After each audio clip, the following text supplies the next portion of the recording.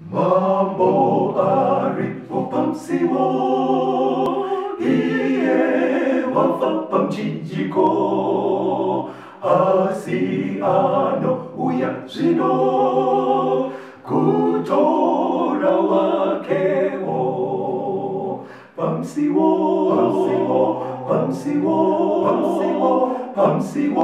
hune pamsiwo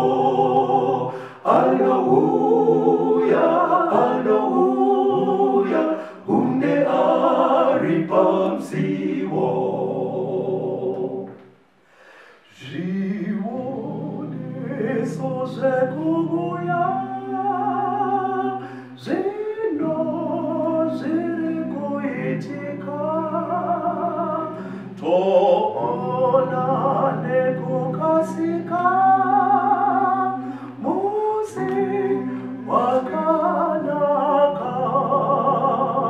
Pamsiwo,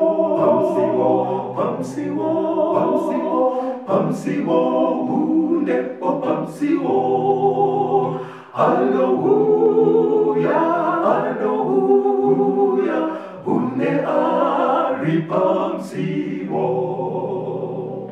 Kwa siwa vateereri tinomuchingamidzai kuchirongwa The Second Coming of Christ chamunopiwa naPastor Gift Rhodes vekuNorth Zimbabwe Conference of the Seventh-day Adventist Church pamwe chete naPastor Caston Betera vekuEast Zimbabwe Conference of the Seventh-day Adventist Church.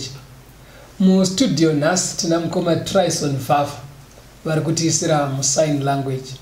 Kwazisai vateereri muranda wacho. Vateereri tinokuchingamidzai. Tinoda kutenda huri kuredu yatinayo nhasi vateereri ine musoro wenyaya unoti zvekudya zvamambo part 2. Tiri kuenderera mberi naDaniel aenda muutapwa, aenda kuBhabhironi, vabva vasikosarudzwa neimwe timu kuti vaende pacollege. Vanotrainwa, vanodzidziswa kuzobatsirana namambo pakunotonga. Asi vasvika ipapo vanobva vanzi vadye zvekudya zvinodyiwa kumba kwamambo. Ndopatiri kutangira nyaya yedu. Daniel akaita sei? Daniel 1 verse 8. Daniel 1 verse 8. Right. Asi Daniel wakazvisunga mumwoyo make kuti haangazvisvibise nezvekudya zvamambo kana newaini yaainwa. Saka wakakumbira kuno muchinda wavaranda kuti arege kuzvisvibisa. Daniel anoti iye kudya zvingandisvibisa. Nawo kudya kunosvibisa here? Ndo mubvunzo wokutanga. Yeah. Hakusi kusviba kuya kuti vapedza kudya maoko aita masadza. Alright. Kusviba kuri kutaurwa panapa. Kusviba mazisa Mwari. Very good. Paukama naMwari. Okay. Now chimwe chaingagona kusvibisa. MuBhabhironi vanhu vaisanamata Mwari wekudenga. Anga ruri rudzi rwechiHedheni. Saka pakudya vaingodya chero. But musati mateendenyu kure chidzidzo chenyichi. Handisi vangu magadzira makachita but chinobva chatopindurwa kana yaTestamendi itsva. Alright. Kuti zvekudya hazvisvibise munhu. Alright. Regerai maybe tifambe nacho tichiteera danho nedanho tigozonopedzisira taipapo papfungwa iyoyo. Alright. Tichapasvika muchidzidzo chanhasi. Okay. Pamhuka, pashiri, zvinonanaira, zvinokambaira, zvinobhururuka nezvemumvura. Pane mhuka dzinonzi dzakanaka nemhuka dzinonzi hadzina kunaka. Saka muBhabhironi vaingoti chero chamuka inyama. Vaidya zvese. Now mhuka nezvisikwa zvinorarama zvakaenda rini mumaboka mairi aya ekuti zvakanaka nezvakaipa. Genesis 7. Mukureheredza tinoti dzekusango, ana shumba nedzepamba. Right. Kune mhuka dziri wild dzemusango handiko kunonzi kuipa.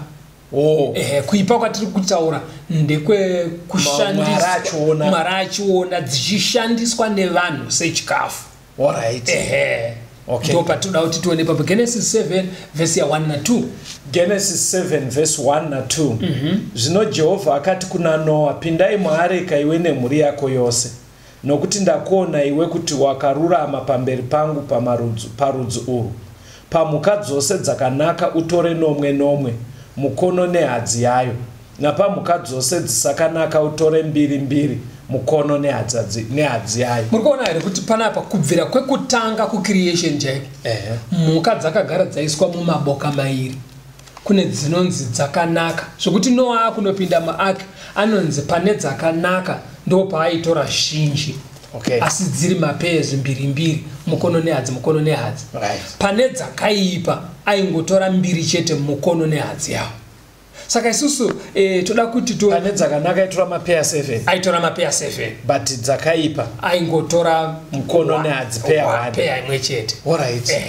Saka ukacherechedza manje ukaenda kuna Genesis 8 pavhesi ya 20 ndokaunozoona Noa abuda maareka akuita chibayiro chekupisira kuna Jehovha. Right. Akatora pamhuka dzakanaka. Okay. Anditozvaonaka. Saka isusu toda kuti titarise manje kuti zvinonzi zvakanaka zvingadyiwe nevana vaMwari ndezvakaita sei. Saka maybe pfungwa iyi ndine ndaiona pamataura kuti mhuka kunaka kwadzo nekuipa kuri kutotanga kubuda kusati kwaane vana vechiJudha. Very good.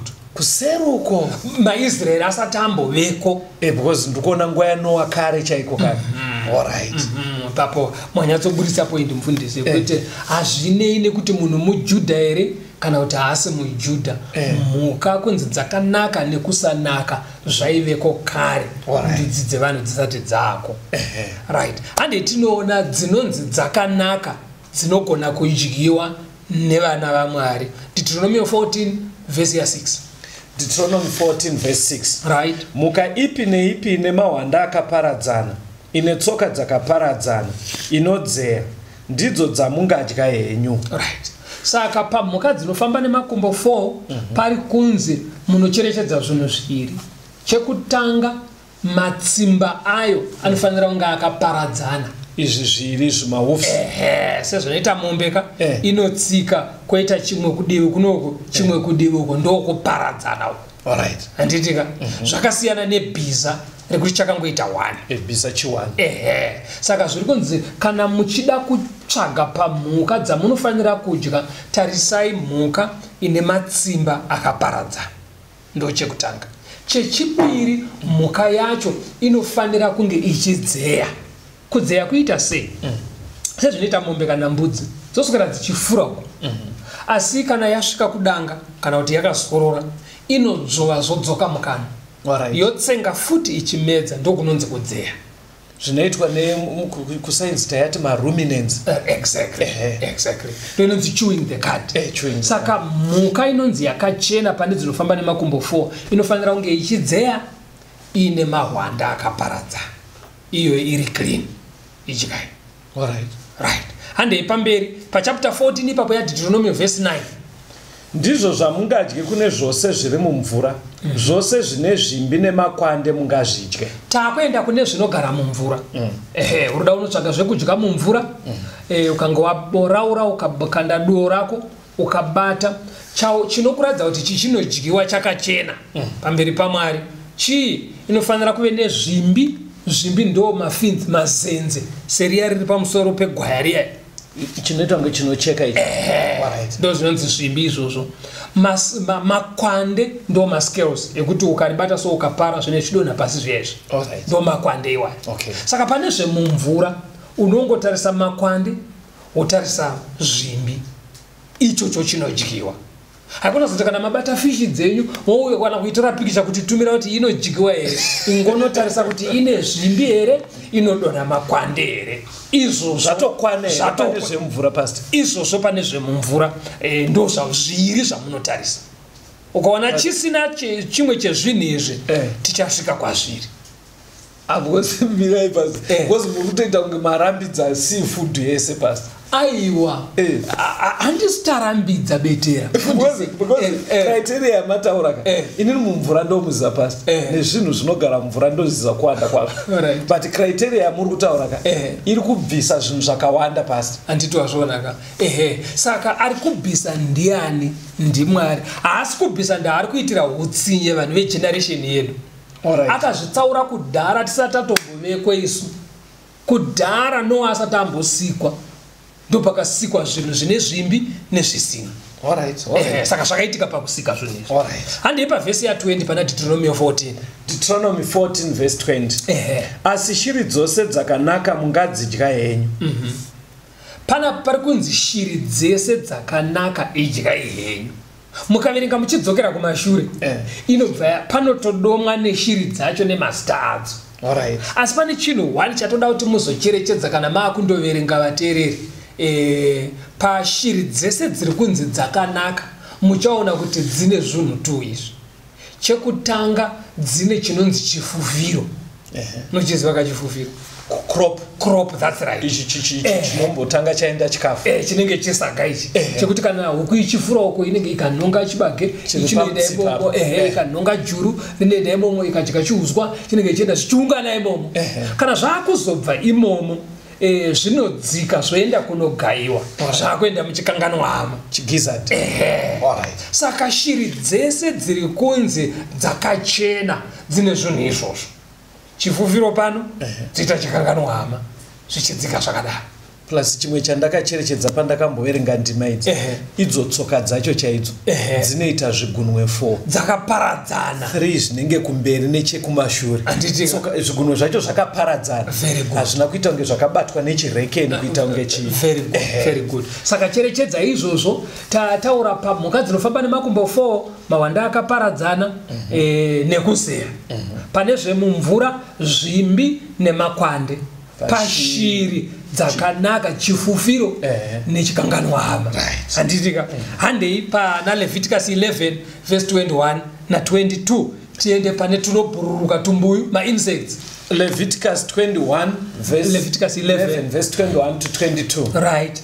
Asi izvi mungadye pakati pezvose zvine mapapiro zvichikambaira zvichifamba nemakumbo 4 zvina makumbo pamusoro petsoka dzazvo azvinokwakuka nawo panyika. Ndizvo zvamungadya pakati pazvo, marudzi ose emhashu nemarudzi ose echinjiki nemarudzi ebamba mukota namarudzi egwatakwata. Right.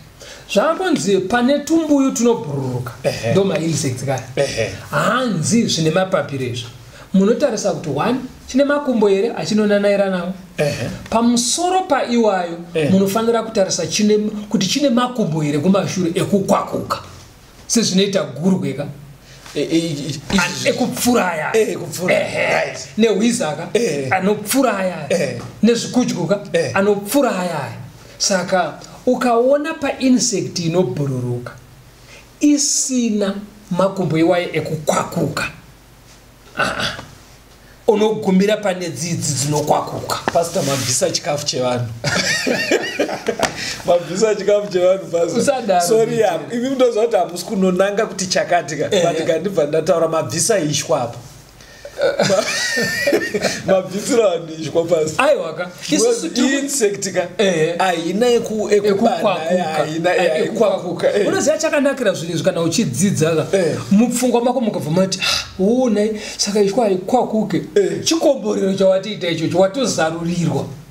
Andiwazvona. Saka izvi zvototi Mwari thank you maita henyu maita kuti ndiziwe zvimwe zvinhu zvinoita kuti ndisasvibe pamberi penyu.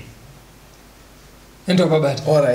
Saka chatiri kutsvaga ndechekuti pakudya kwedu tirumbidze Mwari. Urege kuti kana waenda patafura wonosumuka wasviba. Kuzvainzvengwa naana Daniel. Andiwazvona. Saka kuBhabhironi vanga vasinei nezvese. Vanga vasinei nekuongorora kupenengura mhuka kuti yakaita sei, kuti waibata nyama yamundiro kuti tone makumbe yabikwa ari kuti mazondo acho vanga vasinei nazvo izvozvo vaingobika chero chadaira sauti. Saka mukunzwisa kwandiita vateereri Daniel chakaita kuti azvisunge mumwoyo kuti izvi handidyi. Mukufamba kuruita mufundisi nechidzidzo zviri kubuda pachena kuti zveshuwa ukada kunyatsotedza kuti uvheneke kuti vazobika sei uchaona kuti uri kutozvipa basa risiri necessary. Saka muri kuona iye akazongoita option yekuti maonero andiri kuita icho chikafu mhando yacho yese yoka inondipa problem. Ndobva akumbira ake kuti apiwe zvimwe zvinhu. Ndofunga chidzidzo chiri kutonanga kuti nesu tinogona kutodaro instead yekuti tizvisvibise pamberi paMwari. I think Mwari anogona kutotipa simba. For example, ndina hangu ndazomention havasi mufundisi pandataura nyaya yeishwa. Zveshuwa dzinogona kutosika Mwari akatipa simba tirege kusviba pamberi paMwari todya zvinodiwa naMwari. ndaona mama muchida kutaura tatirika timbonzwa kambo tigoya tokondiya handitika dai Mwari atiitira zvakanaka.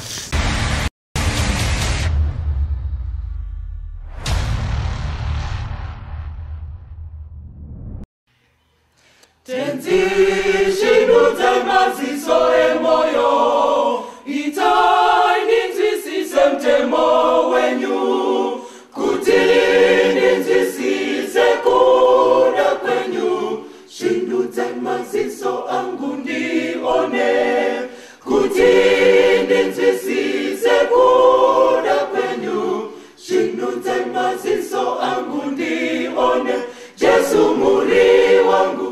Ini ndiri wenyu, shinudza maziso emoyo, ndikuone Jesu muupenyu, musaite ndisiye nzira dzenyu, ndibatsire ndigare nzira dzenyu, nzira dzenyu. Tenzi shinudza maziso emoyo, ndinzwisise kudaidza kwenyu, ndiwe munyoro akawimbika. Shinudza maziso angu ndione, ndiwe munyoro akawimbika. Shinudza maziso angu ndione, Jesu muri wangu.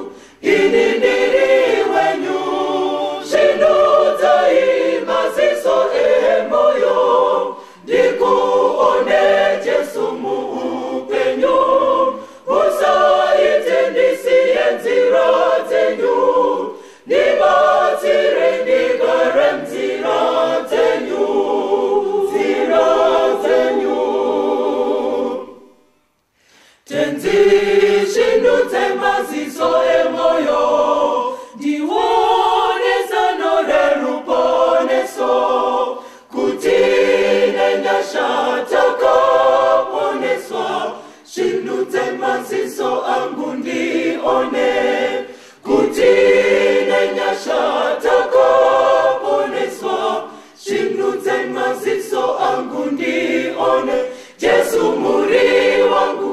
Ini ndiri wenyu, shinudza maziso emoyo, ndikuone Jesu muupenyu, musaite ndisiye nzira dzenyu, ndibatsire ndigare nzira dzenyu, nzira dzenyu. Jesu muri wangu, ini ndiri wenyu, shinudza maziso emoyo, ndikuone Jesu muupenyu, musaite ndisiye nzira dzenyu, ndibatsire ndigare nzira dzenyu, nzira dzenyu.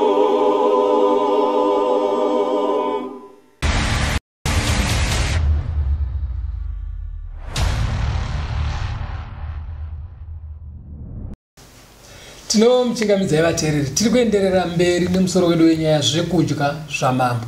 Vana Dhanieri vari muBhabhironi vapuwa chikafu chiri kubva patafura yamambo. Dhanieri akabva aramba chese. Nemhaka yei akaramba? Pfungwa dziri kuenda dzichijeka manje kuti muzvikafu izvi munogona kunge maisanganiswa nezvimwe zvinhu zvisingafaniri kudyiwa nevana vaMwari, zvinonzi zvakasviba pamberi paMwari, zvinosvibisa munhu, zvinokanganisa ukama hwemunhu naMwari. Saka Dhanieri akabva ati chikafu chiri kubva kutafura yamambo itsai pasaidi, tipei miriwo nemichero. Pana ndozokubvunzai pastor ndekuti mamuchitsanangura zvanga zvichinzi zvinogona kudyiwa nevana vaMwari. Macriteria acho ataurwa neBhaibheri, but hapana here parinobva rambonyatsodomawo kuti izvi hazvidyiwe izvi. Right, ndo pachikamu chataakuenda manje. Kuti zvisingadyiwe ndezvipi. Ande pana Deuteronomy 14 verse 7 neverse 8. Deuteronomy 14 verse 7. Asi idzi dzinodzeya asi idzi dzinodzeya kana dzina mawanda akaparadzana regai kuzvidya kamera netsuro nembira nekuti dzinodzeya asi hadzina mawanda akaparadzana hadzina kunaka kwamuri nenguruve nekuti ine mawanda akaparadzana asi haidzeye haina kunaka kwamuri musadya nyama yazvo. Anditoona tambonzi pamhuka dzinofamba nemakumbo 4 munotarisa zvinhu zviviri, kuzeya nemawanda akaparadzana. Pane dzinofamba nemakumbo 4 ipapo pakunzi manje dzamusingafanire kudya mukaona ichizeya munoti it's fine asi muchienda kumazondo ayo orega kuparadzana yasviba iyoyo. Zvotodiwa zvese zviri 2. Zvodiwa zvese zviri 2. Alright. Saka pabva panzi tsuro chinyange ichizeya asi matsimba ayo haana kuparadzana. Ine tsoka tunenge twembwa. Nembira matsoka ayo haana kuparadzana. Saka imva maita sei? Mabvisa. Masiyana nazvo. Ndo panopinda madhongi, ndo panopinda mabhiza anozeya asi matsimba haana kuparadzana. Alright. Handitika nembizi. Tochienda pane dzine tsoka dzakaparadzana asi dzisingazeye ndobva pabuda nguruve. Haizeye inongodya sezvinoita 1. Matsoka ayo akaparadzana uko kuri correct. But asi haizeye saka dzabva dzanzi dzakasviba. Saka pastor mukuti reason iyoyo ndoyekuti vanhu vatoregerera kudya poko. Iyoyo bedzi because Mwari haazoende kunodzika anongotaura zvekuti munhu wese anoona wakangotarisa so unoona kuti iri muklasi yezvakasviba. Alright. Kuzonzi poko inenge yatogadzirwa ndovara ratoshandisa ndovara rinoshandiswa yagadzirwa yakupiwa vanhu asi kana Mwari achiisa muzvikwata anongoti nekuti nemawanda akaparadzana asi isingazei yakasviba. Izvi Mwari atotasva zvitwe nevanhu ese here pastor?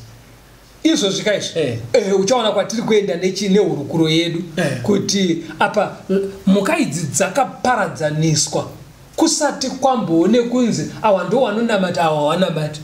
Kuchina Adhamu naEvha chete Mwari angatoisa mipanda miri.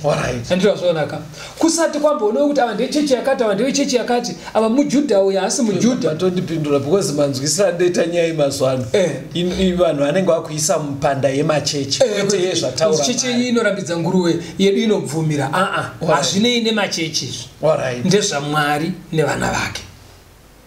Okay. Rega titenda pamberi. But matauriro amuri kuita manje amusere muri kubva matsabvura vamwe kuti vaite ugasiri vanhu vaMwari. Aiwa chinangwa chehurukurodzi. Inzwaka imbomira ndipedze kutaura. Chinangwa chehurukuro dzedu mustudio hachisi chekutuka vamwe vatendi kana kushoropodza zvimwe zvitendere nemi vateereri mutinzwisise. Chinangwa chedu ndechekunotsvaka kuti Mwari vanoti kudii mukati meshoko ravo kuvana vavo nekuti tese tiri vana vaMwari. Ayo mazita bedzi ekwatiri kubva nako asi tese pakupedzisira tofanira kutsvaka kuti Mwari vanoti kudii, vanoda kuti tiitei, toita zvinodiwa naMwari, tofadza Mwari watinonamata.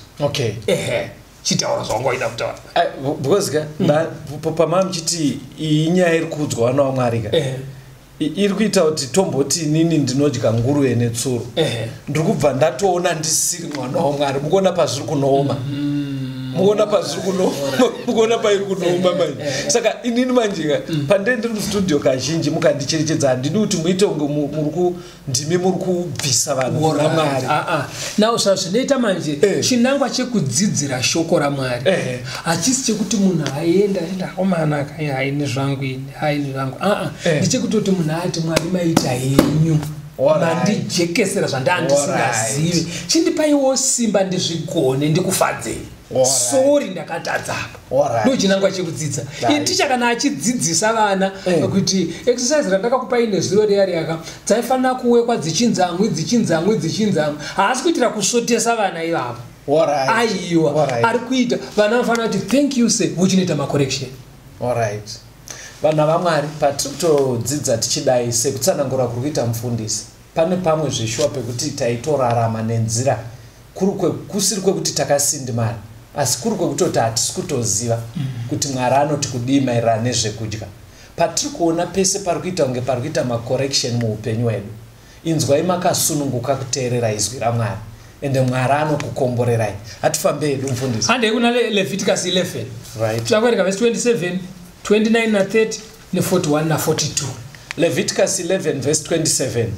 Zvose zvinofamba netsoka dzakapfava pakati pemhuka dzose dzinofamba nemakumbo mana zvinofanira kuva zvisakanaka kwamuri. Ani nani unobata zvitunha zvazvo uchava usina kunaka kusvikira madeko. 29 na 30. Verse 29 na 30. Zvisakanaka kwamuri pakati pezvinokambaira panyika ndizvo: chidembo, negonzo, nemarudzi egwavava, nechipfira, nedzvinyu, negorovodyo, nedambakura, nerwaivhi. Right. Panapa panobva pauyazve pane dzimwe mhuka dzinofamba nemakumbo 4. Panobva panzi dzese dzine tsoka dzakapfava, dzakasviba. Ndo panopinda imbwa, kiti, makava, shumba, mbada, majerenyenje, zvidembo, tsindi, kovo nembewa. Ndo padzinopinda ipapo. Zvine tsoka dzakapfava. Pobva panze netaipi dzese dzemadzvinyu. Type yacho yese zvamasiya maalligator, machimba, lizards, zvese vana hukurutombo so forth. Hanzi nezvine makumbo mazhinji siyanai nazvo. Zviri kubva zvaitwa kudira rezvakaita sei rakasviba. Okay. Saka bhaibheri rinyatsouri clear. Tiri pana Leviticus 11 ipapo pari kunzi gonzo apo. Ndo panopinda mbeva. Ndo panopinda mbeva. Ende mukatarisa tumakumbo twacho itimu imwe chete. Ndazvona. Saka tobva ipapo ichi chimwe chikwataka ichi paverse 10 yaLeviticus 11. Paverse 10 iri kutiwo, asi zvose zvine zvimbi nemakwande zviri mumakungwa nemunzizi, zvose zvinopfakanyika mumvura, pazvose zvipenyu zviri mumvura zvinofanira kuva zvinonyangadza kwamuri. Nyatsodzokorai muiverenge futi. Asi zvose zvisine zvimbi nemakwande.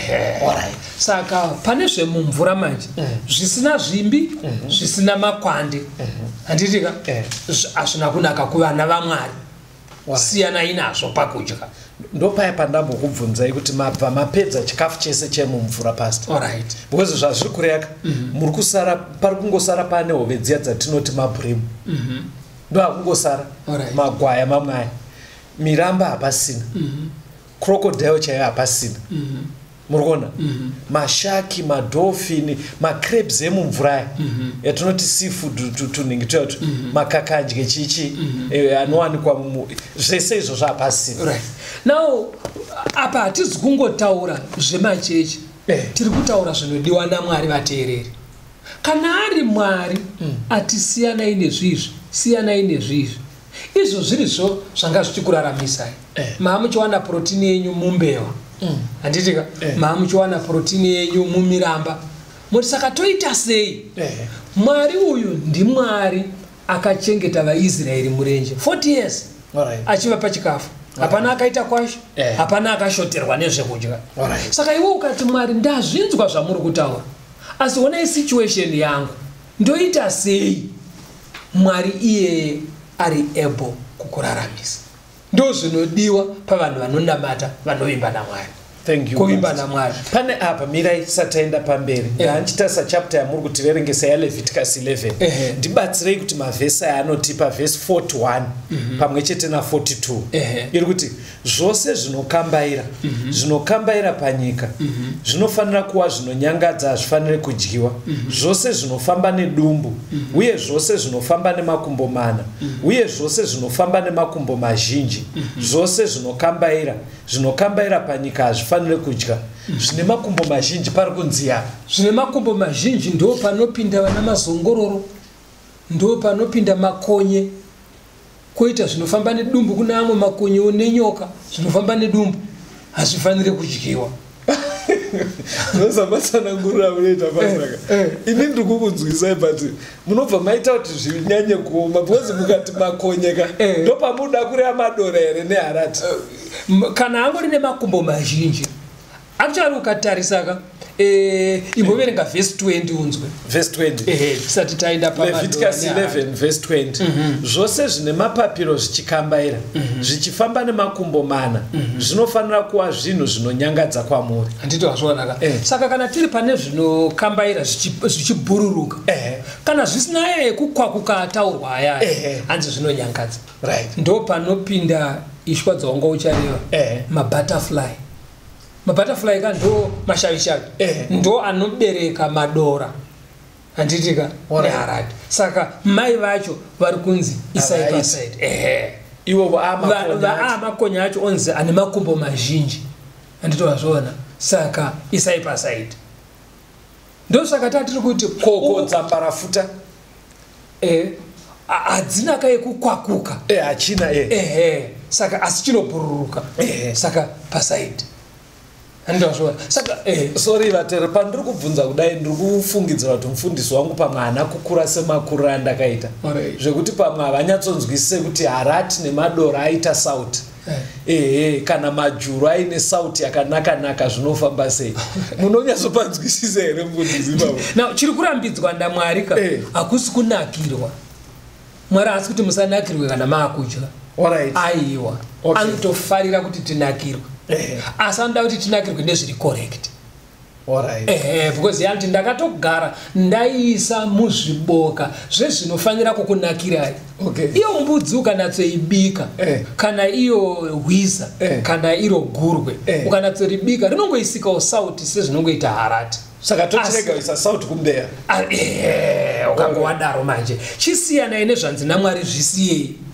moenda kune zvaari kuti izvi idyai ende zvinhu izvi kaizvi ndoda kuti zvigare zvakajeka vateereri hazvisi kurambidzwa vanhu vese kana uchiverenga kuna Deuteronomy 14 inoti iyo mwari anoti musadye chakafa chega asi unogona kuchipa mutorwa wawakavakidzana naye kureva kuti vari vatorwa kuna mwari havarambidzwe zvinhu izvi saka hazvisi ngoti mobva maenda muraini menyu mobva maiti harati dzakanzi ndadziregerwe madora siyanai nawo neshwa munovhiringana nevanhu mukatobhowana nevanhu zvinongonzi vauya kuzoita vana vamwari iyo pese paunojoina chero kuzvikoro kwaunopindawo haungangoende neunifomu uchiti ndiya ndakasirwa namukoma wangu kuchikoro kwaaipinda unotopfeka yepachikoro ipapo saka izvi ndo zvevana vamwari kana wauyawo kuvana vamwari wochiita zvinoitwa nevana vamwari rikatipedzise pana Leviticus 11 ipapo mukabva pa13 kuenda pa19 Leviticus 11 verse 13 to 19 izvi pakati peshiri zvinofanira kuva zvinonyangadza kwamuri ngazvirege kudyiwa ngazvive zvinonyangadza gora guru negondo guru nenyamudzura neruvangu nenjerere nemarudzi adzo nemarudzi ose emakunguo nemhou nezizi neshiri yegungwa nemarudzi ose eruvangu nezizi duku nekanyurura hove nezizi guru nejichidza nekondo negora nezimudo nemarudzi ose ekondo nemupupu nechiremwaremwa nawo mukatarisa shiri dziri kunzi hadzifanire kudyiwa dzakasviba idzi munoona kuti hadzina chiya chikropu chifufiro chiya hadzina chikanganwa hama saka pashiri ndo zvamunongonotarisa kana wabata shiri yako ine chifufiro here ine chikanganwa hama here kana isina iri kudivire dzakasviba toda kutenda vateereri ndofunga zviri kujeka kuti chidzidzo ichi chiri kutikurudzira kuti tive vana vamwari hachisi kutsvaga hondo nevanhu vanogona kudaro vari kushandisa izvi sezvekudya but mushoko ramwari riri kuburitsa pachena kuti kunonzi kudya namwari ndekupi kwaanotarisira vana vake ndekupi dai tanzwa tisiri kutsoropodzwa asi tatoona iri kurudziro iri kubva kuna mwari kuti tirarame sezvaanoda tombonzwa kambo touya toenderera mberi.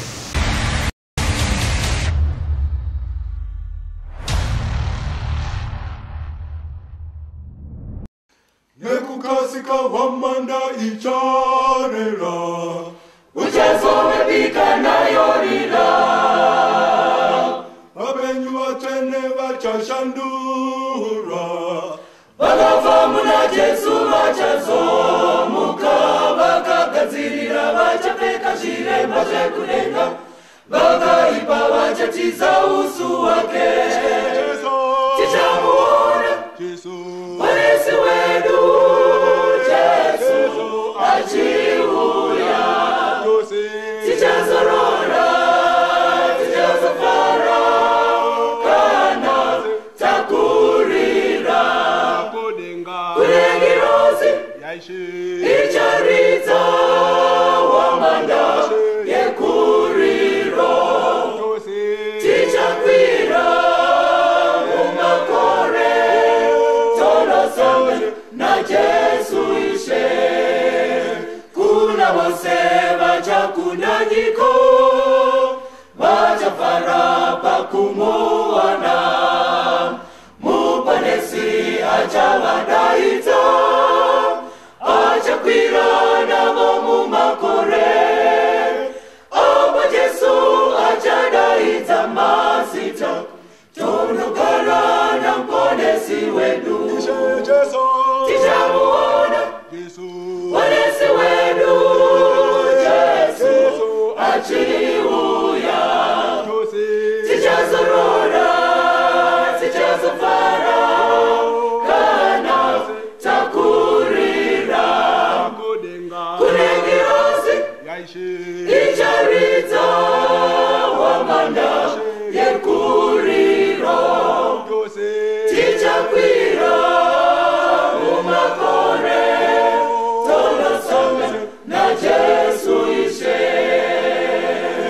uchazove pipazuva iri guru uchazove pipazuva iri muponesi odaidza vaponeswa abo Jesu odaidza vatsvene vakasuka nguo dzavo muropa roregwayana vakatsungirira kusvika kumagumo tichamuona muponesi wedu Jesu achiuya tichazorora tichazofara kana takurira kulengirozi icharidza wamanda yekuriro tichakwira mumakore tonosanga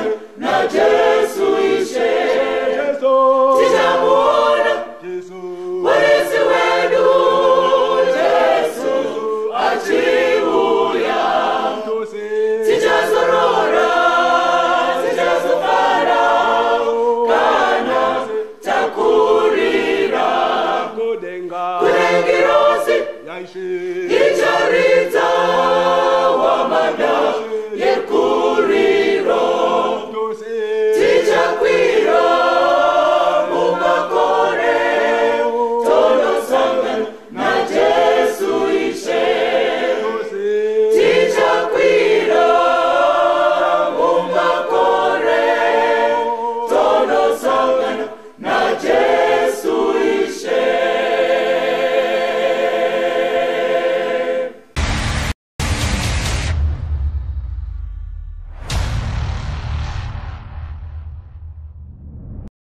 tinomuchikamidza vateereri tiri kuenderera mberi neurukuro yedu zvekudya zvamambo part 2 pane mubvunzo wamanga mabvunza mufundisi patatanga hurukuro yedu muchiti panyaya yezvekudya tingarambe tichingodzokera kwairi here hazvisi here zvakasunungurwa vanhu naKristu pakuuya kwake ndopatoda kuti tinosvika ipapo tingangoda kutarisa mienzaniso miviri kubva mukati meshoko raMwari inogona kutibatsira kuti tinzwisise nekuti pfungwa iyo zveshuwa inotenderera mukati mevatendi kuti pane nguva yainzi musadye chakati asi pakauya Kristu akafa pamuchinjikwa aenda kudenga akasiya atisunungura zvekuti vatendi variko nhasi tasiyana naana Daniel ndo pfungwa dzimwe dzatinosangana nadzo. Regai tiende kuna Mabasa chapter 10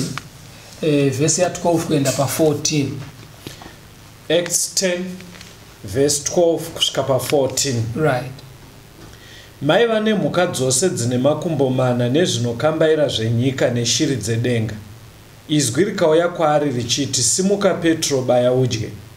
Asi Petro akati, kwete Ishe, nekuti handina kutongodya chinhu chisakanaka chine tsvina. Now pane vision yakauya kuna Peter. Jesu akanga anguri atoenda kudenga, mushure mekumuka kwake kubva kuvafi. Saka vana Peter vakutofamba nevhangeri, mupfungwa dzavo vanga vachiine kunzwisisa kwokuti kune zvinhu zvakasviba. Iye Jesu atoenda. Kureva kuti kana kungaite pfungwa yekuti Jesu akasiya asunungura vanhu pane zvekudya, vangadai vakasara vasisataura kuti kune zvakasviba. Nekuti ndo vanhu vakasiya vaturirwa basa racho rekufamba vachidzidzisa vamwe. Saka apa Peter ari kutoita ngari pa same position naDaniel. Nekuti Peter aratidzwa muvision. Mucheka une zvinhu zvakasiyana siyana, mukadzi akasviba nedzakachena. Ndobva hanzi uraya udye. Peter akati upenyu hwangu hwese handisati ndambodya chakasviba. Kureva kuti ari kuti kubvira kare nepakauya Jesu achizoenda handisati ndadya chinhu chakasviba. Pari kundijekera. Pari kujeka. Very good. Because ndiri kuona matauriro ari kuita ndo same aDaniel. Daniel aita handingazvisvibisi. Ende ndo same matems autaura naPeter. Jesu atoenda. Vatofamba naJesu ari kuramba achiti handidye zvakasviba. Rega tinzwe muvision iyoyo kuti yaisunungura vanhu here panyaya yekudya. Pavision iyoyo. Tiverenge vhesi ya15 na16, tigoverenga 19 na 20, tizoverenga 28 na 29 na 34 na 35, pana mabasa 10 ipapo. Verse 15 na 16. Ipapo izwi rakauyazve kwaari rwechipiri richiti, chakanatswa naMwari usati chine tsvina iwe. Izvozvo zvakaitwa katatu, chinhu chikakwidzwa pakarepo kudenga. Panapa Peter ari kunzi, iwe uri kuti hausati wambodya chinhu chakasviba, but pane zvakanatswa naMwari. Saka iwewe usati zvakasviba. Papoita separi kuuya pfungwa yekuti Mwari akazonatsa. Akazonatsa zviya zvaimbonzi zvakaita sei zvakasviba zvidyiwe nevana vaMwari. But even tiri ipapo dai kuri kuti Mwari akazonatsa because ndihambe ngati zvakasviba nengare kuti zvimwe hazvina mahwanda, zvimwe hazvidzee. Kureva kuti aifanira kutozochinja mukadzi akakasikiro kacho, zvinongedzera zviya zvoratidza zvishwa achinja. Kana kungopa instruction yengoti no, hazvisina basa hazvo, chero zvine mahwanda asina kuparidza, ndachinja. But rega tinzwe kuti ndizvo here zvaireva muono nemazuva ekuti zvanatswa naMwari. Verengai vhesi ya19 na 20. Ayo, but mwakungondiverengesa henyuka. Ini ndinoziva dzimwe ndima dzinototi Mwari wedu ndiye zuro nanhasi nekusingapera, hashanduke. Chirega zvibude mundima yekuti ndizvo here. Verse 19. Pana mabasa 10. Verse 19 na 20. Zvino Petro achifunga chiratidzo, mweya akati kwaari, tarira, varume vatatu vanokutsvaka. Zvinosimuka uburuke uende navo usinganyunyuti, nekuti ndini ndavatuma. Saka Peter ari kuti chiratidzo ichi kureva kuti chakuti here nguruve dzakachena, netsuro taakunodya here nembeva. Ndi Peter ari kufunga. Ende ari kufunga prayerfully, ari kunamata. Mweya mutsvene obva adzoka kwaari. Ochitaura naPeter, oti Peter, pane vanhu vandatuma vari pasapa. Buruka uende navo. Usingadhaute, hakuna kunyunyuta, ndini ndavatuma. Iye ari kubvunza nezve muono waona. Waari kutodhauta. Kuti imi, kana muchiti mimi pane zvanatswa naMwari, muri kurevei? Kuti ndochidya tsuro here. Mwari obva adzoka. Iye otarisira kuti akusvikopindurwa panyaya yevision iyi. Obva anzi enda nevanhu ava usinganyunyuta. Rega tione kuti kunonobuda anza yekuti chipa vhesi ya28 na 29. Mabasa 10 verse 28 na 29. Akati kwavari, imi munoziva kuti hazvina kufanira kuti muJudha afambidzane nemunhu werumwe rudzi kana kuuya kwaari. Asi Mwari wandiratidza kuti ndirege kuti munhu haana kunaka kana kuti une tsvina.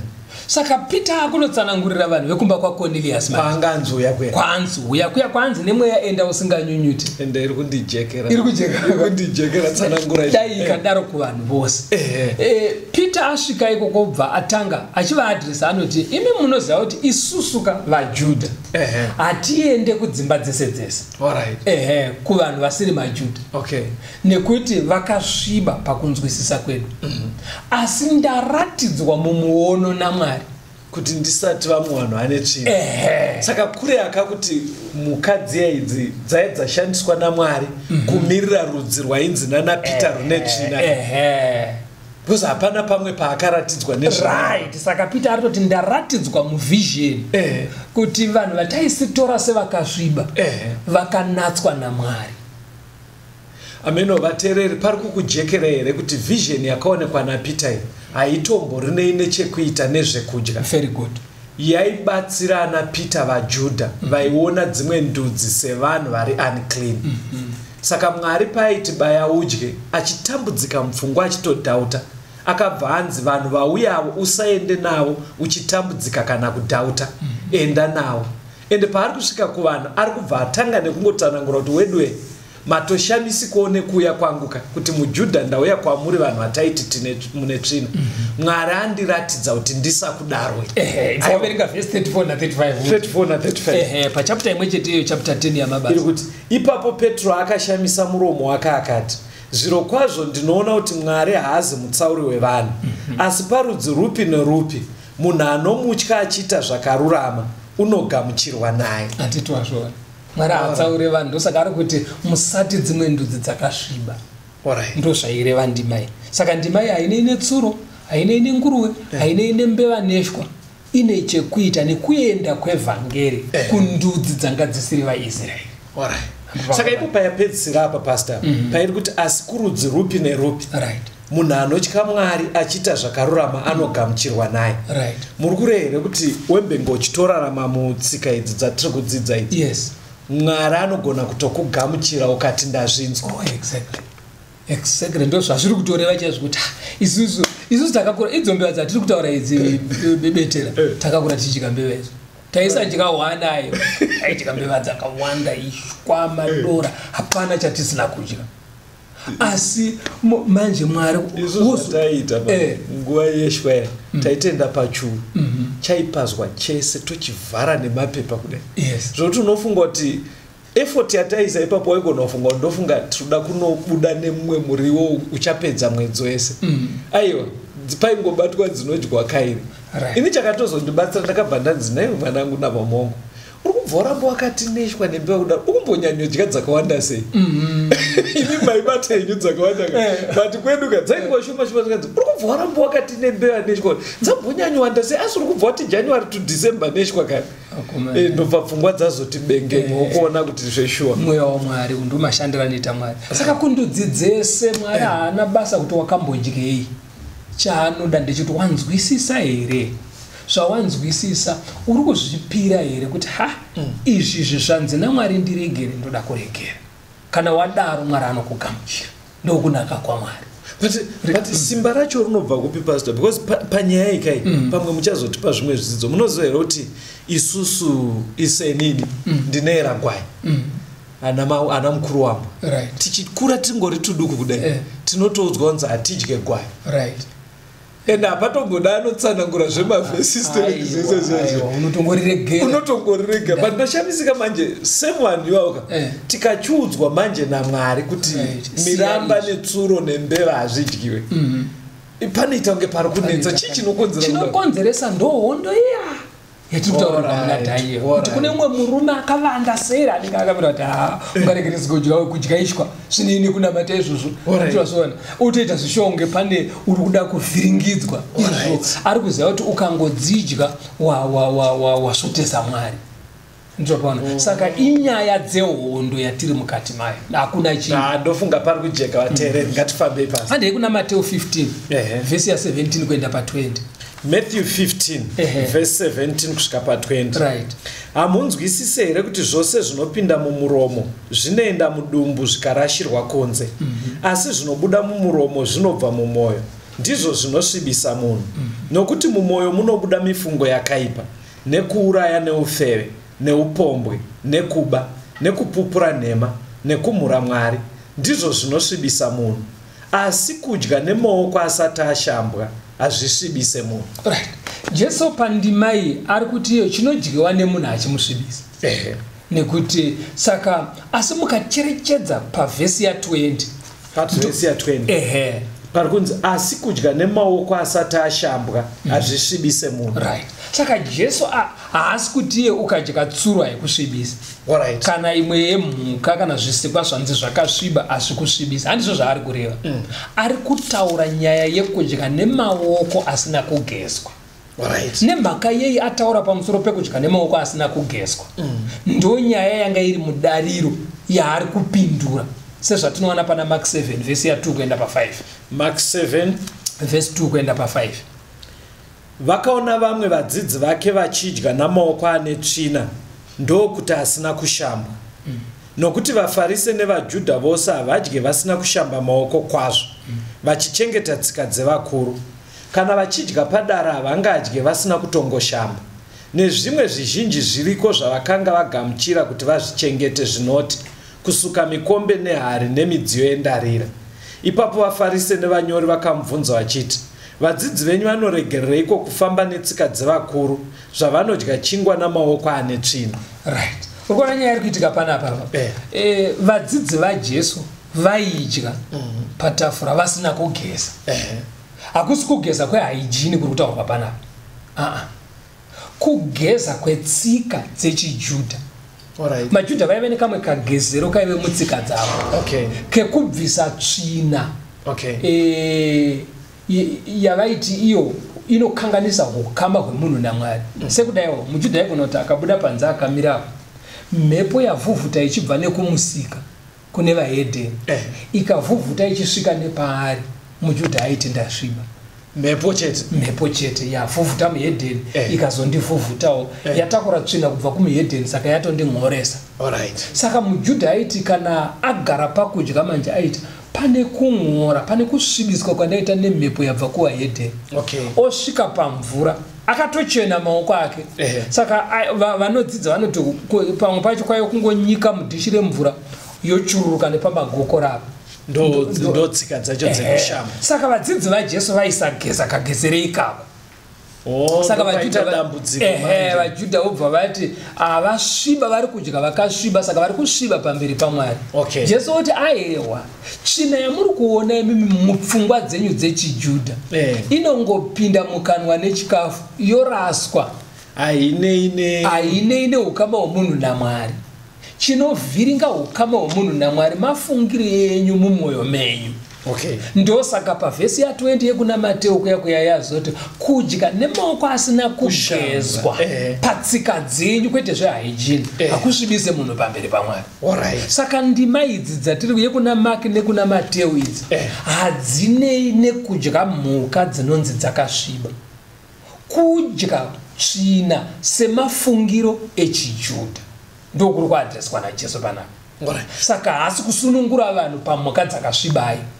Kondipindure apa pastor. Maybe kuti zvijeke, because kune mumwe wekuti tichitotaura kudaika paari kuteerera chirongwa ichi ari kunyanza mhanza achiita kunge zvakaoma zvisiri kupinda. Ini ndakunzwisai. Imbondipindurai kuti mukudzidzisa kweBhaibheri maybe tichiita kunge tiri kusamarize. Nguruve chikafu here chevanhu. Mukudzidzisa kweBhaibheri. Mukudzidzisa kweBhaibheri nguruve hadzina kumbogara dziri chikafu. Kotsuro. Tsuro haina kumbogara iri chikafu. Kombudzi chinonzi chikafu imbudzi nezvakadaro. Saka zvitoriwo correct kuti chekudya chaicho chiri normal, tomboti tsanangudza yamapa yainobatika kuri ambudzi aisvibisi, patori correct, pari correct ipa. Saka maybe vateereri kuri kwekuti tsanangudzo iri kupiwa namufundisi yetsika dzavaita dzekugeza haisi kujeka. Chinhu chinofanira kujekera muteereri ndechekuti mukudzidzisa kweBhaibheri mupfungwa yaMwari zvinhu zvakaita semiramba nemajuru nenguruve netsuro hazvitoverengerwe pane chinonzi chekudya. saka zvinobva zvaramba zviri correct kuti chekudya hachisvibise kureva kuti hapasi kurehwa zvinana nguruve netsuro but tsanangudzo yapiwa namufundisi ndiyo chaiyo kuti chairehwa musi uyu vanga vadya vasina kugeza tsika dzaiitwa nevechijudha asi vachidya chikafu chiri correct sekureva kwebhaibheri. matsanangura zvakanaka muranda waMwari. Now pane chimwe chinhu chatoda kuti chijeke tisati tapedza uri kure nei. Peter achinyora anonyorera vatenda achiti mungwarire kana muchiverenga tsamba dzaPaul.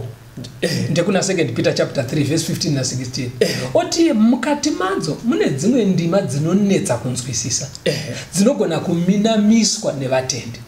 Asi kana vaminamisa vobata dudziro dzisiridzo zvavatungamirira kunoparadzwa. Ende Jesu umwe musi achitaura anoti kuvaFarisi, chakurasisai kusaziva magwaro. Matthew 22 verse 29. Iyo ukasanyatsonzwisisa magwaro ka zvinogona kukuvhiringa wotokanganisika ukama hwako naMwari. Saka zviri kurevei kana muchiverenga muchidzidza Bhaibheri pakaita imwe ndima inoita sokuti yakupikisa dzidziso dzemuBhaibheri. Zvakakosha kuti titsvage kuti iri kurevei pane kubata pairi nekuti unogona kubata padudziro yakaminama wofunga kuti uri correct. Because munhu ukapinda munzira isiriyoka hazvinei nespeed yauri kufamba nayo unoenda kusiriko. Handiti wazviona? Saka tine nzira yatinoyambirwa pana Isaiah 28 pavhesi ya 10 yekuti tinodzidza sei kana paita mamwe matsamba anenge akuburitsa dzimwe pfungwa ive inoti kudi Isaiah 28 verse ya 10. Nekuti zvinongoti chirevo pamusoro pechirevo, chirevo pamusoro pechirevo, murayiro pamusoro pemurayiro, murayiro pamusoro pemurayiro, apa zvishoma nepapa zvishoma. Kana tichidzidza shoko raMwari rinoda kuti ukaona imwe ndima yakuita songe iri kupikisana nezvimwe ititore pandima iyoyo wotsvaga ndima dzese dzine chekuita netopiki iyoyo. Unoti ukotore woisa apa woinzanisa zvinofanira kuwirirana. Ukaona zvichita kunge zviri kupesana hakusi kuti zvapesana manzwisisiro auri kuzviita. Kumbira mweya waMwari ukubetsere. Bhaibheri harizvipikisi. Chekudya chakaiswa pachena naMwari icho chachikanganise chakanzi chisadyiwe hachina pachakazonzi chidyiwe mushure mekuuya kwaJesu. Ndoda kutenda nekujekesa kwamaita pane vari kuteerera pasi panogona kuva paine vamwe vatonzwisisa vari kutoda kuti Mwari avabatsire kusiya zvinhu izvi. Vanotenderwa here kuchitanga kutodya zvakanaka kana kuti vanomirira kutanga vabhabhatidzwa? Aiwa, nyaya iyi inogona kutangwa rii? Pawangonzwira ipapo iti Mwari ndibetserei. Ende kune zvekudya zvakawanda zvekuti ukasiya chiri kunzi naMwari usadye unogona kudya ukararama uine utano Mwari achifara newe kana uri patafura. Toda kutendai vateereri, ndo chidzidzo chatinacho zvekudya zvamambo. Ngativei vanhu vakangwara kuziva kuti tiri muhondo naSatani. Hondo iyi haiperere kumachechi chete, inosvika kumakicheni kwedu nezvatinodya. Ngatidyei nenzira inofadza Mwari. Zvekudya zvizhinji zviri munyika zvinogona kuita kuti tikanganise ukama hwedu naMwari. Toda kutendai pastor, ndokumbira kuti mupe vateereri vedu phone number, panogona kudaro paine vane mibvunzo kana vanoda kubatsirika. Vangaite mibvunzo vanoda kuti tigobatsirana navo panyaya idzi mogona kufona kutumira mamessages enyu maWhatsApp kunhamba dzinoteera 0775 460 175 0775 460 175 kana kuti 0716 452 086 0716 452 086. Vari vakuchengetei vave nemi tigosangana zvakare muchikamu chinoteerera. Tenzende tungamirwe mukati mezviedzo mananda andibata ndimwino dombo ndiwigende ndimwimo tungamirwe tenzende tungamirwe semana onyaradzwa unganyara nyanza mananda anomunzwa kana matinyarara